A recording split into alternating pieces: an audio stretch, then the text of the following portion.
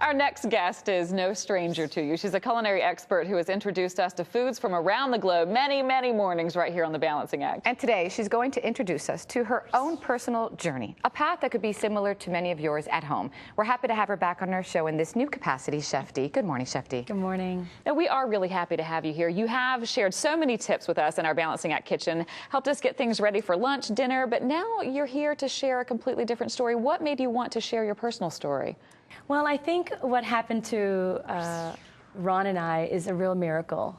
And I think that a lot of women can probably relate to it. Now, Ron is your husband, and of course, the miracle you're talking about are your two boys. That's right. Take us through your journey. Let's start with your first son. Okay, after Ron and I got married 12 years ago, we tried to have a baby, and we tried various testing, and nothing was happening. Mm-hmm. We found Ron had tests done, I had tests done. We were both fertile, and but for whatever reason couldn't have. So we prayed about adoption. We started considering that as an option, and well, as it turned out, 2 weeks later, I found out that I was pregnant. Wow. And I had been pregnant already like 5 weeks along.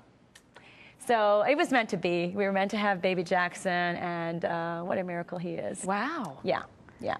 Now, as you were going through this, what were you hearing from people as you were going through the test and as you had these years going on where you weren't getting pregnant? Did you start getting all the negative messages from people that were giving you their opinions? Right. Well, as we tried to have Jackson later on in life, I'm in my 40s, 41, 42, 43. The numbers are getting high. I'm up to 44, and I'm still not pregnant yet. Doctors and people were telling me it's too late for you probably to have a baby. It wouldn't be safe for you.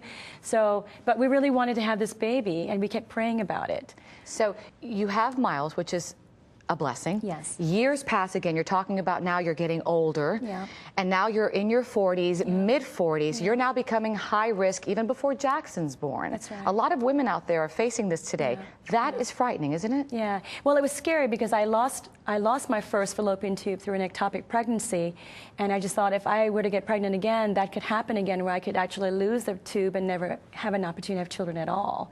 So, of course, fears started happening because doctors were saying, because of my age, being 45, that I may have a Down syndrome baby or some other complications with the baby.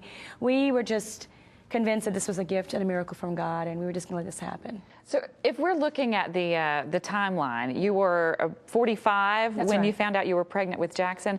What was that experience like for you? What led up to that moment where you found out you were pregnant? Well, that's funny. I had a dream several weeks prior that I was hugging this child, and he looked like my son, but it wasn't my son.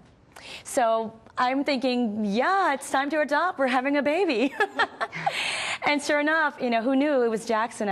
We already were pregnant at that point. So. And you had no idea at that moment you had the dream. That's right. Wow, that is amazing. So. And you also not only faced the challenges of, you know, being high risk and all these fears that you were going through, but even your business affairs. That's right. That wasn't easy. Tell us about that. Our catering business was really challenging. I was very sick in the pregnancy from beginning to end, actually, and could not operate the business.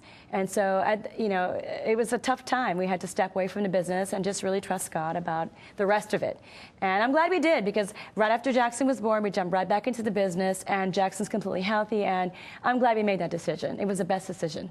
What have you learned through all this, and what would you want to leave our viewers with? What do you hope other people learn from your story? Well, I think what I've been told is I inspired a lot of single women who maybe aren't even married yet, or those who want to have babies. It's possible. Just keep trying, be faithful, and never give up. Never give up. And your boys, they're good. They're awesome. That's great. Thank you so much for sharing your story. We really appreciate it, especially for those women out there that maybe are thinking of giving up. They shouldn't.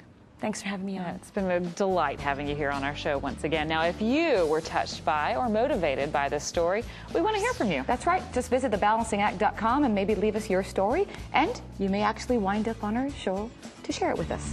Thanks again.